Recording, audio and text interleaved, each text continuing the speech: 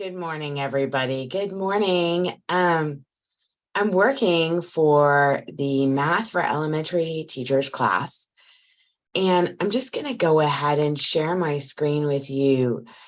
Screen one. This particular video is designed to give you some walkthrough for your class, Math 212A, on some of the homework problems. Now, what I'm hoping is I matched correctly to your book. I'm looking at an old Pearson book. So if for some reason these question walkthroughs don't answer your questions, feel free to reach out to me. I'm going to go ahead and do the first set of problems. And again, I'm hoping that we did not update the book.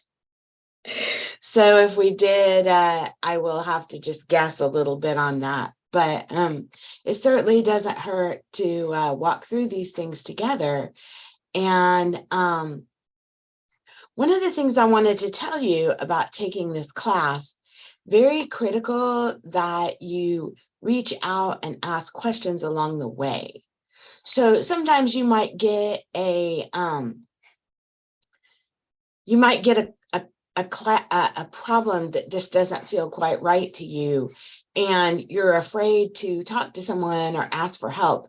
I encourage you to definitely be asking for help. Very critical, especially reaching out to me. I know that this class has been a struggle. Math classes are always a struggle for students, so I get it. So yeah, without further ado, I'm going to walk through the first problem. And our first problem here is Shante collecting ladybugs for 4 days. Now, one of the things that you look at when you're doing a problem like this is just understand what's going on. Collection means that there's going to be more than one set of instances. So in statistics, we really get tied up in instances. We look and they showed cubes and everything else, but sometimes it just doesn't hurt to kind of walk through the problem. So if we walk through the problem and we walk through each event, event 1, she's collecting 15 ladybugs. Event 2, she's collecting 15 ladybugs. Event 3, she's collecting 15 ladybugs. And then event 4, she's collecting 15 ladybugs. And then what we have is a situation where, and I'm actually going to change these to the day numbers so it'll be a little more clear. So event 1 or day 1, we have 15 ladybugs. Day 2, we have 15 ladybugs. Day 3, we have 15 ladybugs. Day 4, we have 15 ladybugs. Day 5, we don't know what we have. So we're just going to call that X. All right. Now, what we want to do is create an average. We want to create an average for this because the question says right here and here is create an average for these ladybugs. So what we're going to do when we do an average, we take all the instances and add them together. So I'm going to add these together, including the X. And don't be afraid of the X. The X is a number 2. It's also a number. It's just something we don't know. And so statistics is basically solving the things we don't know. So when we do an average, we take all the numbers and we divide it by the number of, we divide it by the number of instances, which in this case we have 5. And then what we're going to do is we want to make it so that it turns out to be a total of an average of 20. So when we do this problem, we want it to add these instances together, divided by 5, and then we want an incidence of 20 or an average of 20. So again, let's take an easy average. An easy average, and I'm sure you've done it before. Let's say we have two sets of statistics. All right, we have let's say the baseball player has an average of 2 hits per game. All right. And they've played 2 games. All right. So we take 2 plus 2, game 1, game 2, and then divide it by the total number of games, 2. All right.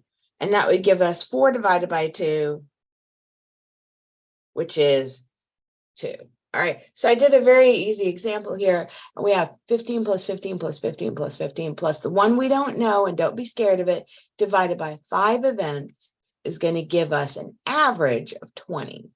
All right, so our end result here, R2, needs to be 20. So now I'm going to go ahead and delete this real quick, and we're going to take this and do some addition. All right, so we have 15 plus 15 plus 15 plus x. Let's add the 15s together, and what we have is 60 plus x. Now we're going to divide it by 5. Oops. And it's going to be equal to 20, right? Let's bring this down here. See if I can make the Excel or the worksheet look pretty good. Right? Again, and from there, we're going to take 60 plus x divided by 5 is equal to 20. We're going to try to get the 5 to go away so we have a linear, straight equation, straight algebraic equation. So the way we do it is we multiply the 5 on both sides. So I'm going to come over here. I'm going to hit times 5. All right. And I'm also going to hit 20 times 5. Now what I have is, and these are not perfectly straight. I apologize. I'm doing this on Word, but hopefully you're with me. I'll multiply. When I multiply 60, when I multiply the times 5 on this side, I get 5 times 5. This cancels out. So we can now kind of get rid of this. I'm just going to turn this into a dark. All right. We cancel out the 5. The 5 goes away because if we have 1 over 5, let's say the 60 times 5 is 1 over 5. All right. Anything over 5. All right. Forget the 60 times 1 for a second. Oops. Sometimes it's hard. 1 over 5, right? And then if I multiply it by, times, and I'll just put this up here. Oops. It's kind of hard to do these on Word, but we're getting it done. 5 over 1. It cancels out. All right. So now the 5 has gone away, but I also had to bring it over here and multiply it times 5 over 1 or 5. So now I've got 60 plus x equals 100. And then from there, I'm going to subtract the 60 from both sides. So I'll go minus 60 over here, minus 60 over here. And now I have x equals 40. All right. Is that right? I think so. All right, it's pretty big. All right, so if I want to bring my average up to 20, I guess it's a pretty big number. It was looking a little bit big. If I want to bring my average up to 20, this very last x needs to be 40. Now, let's just do a quick check. Okay, let's make sure we got the problem right, because that's always fun, right? So let's take 15 plus 15 plus 15 plus 15 plus 40 and divide it by the number of instances, 15. 5. All right. So we'll go ahead and put it divided by 5. All right. And when we do that, we have 15 plus 15 plus 15, 16 plus 40. That equals 100. Again, divided by 5. All right. And that equals 20. So now not only have we worked the problem, we've also solved for the average number of ladybugs per day. Now, I want to make a couple of comments about this. Let's go ahead just for fun and throw this into a chart, because that's always super fun. And let's just kind of see where it heads for us. All right, I'm just going to do a quick line. Oh, no, I don't want that. Okay, never.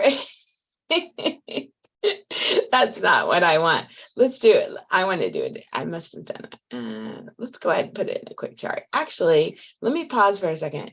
Let's go ahead and put it. I guess I can't do it in Word. I got a little greedy. Let's go ahead and go over to Excel real quick. I just want to show you something about just identifying the fact that this is kind of an impossible average. So I've got 15, 15, 15, 15, and then 20, right? Or actually 40.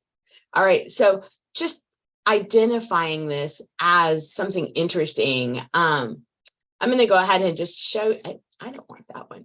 So if we're doing a timeline, we're going to do we can do a bar chart, but the one that I like to do the best is a 2D line because it shows me right here, and I can actually add data labels here.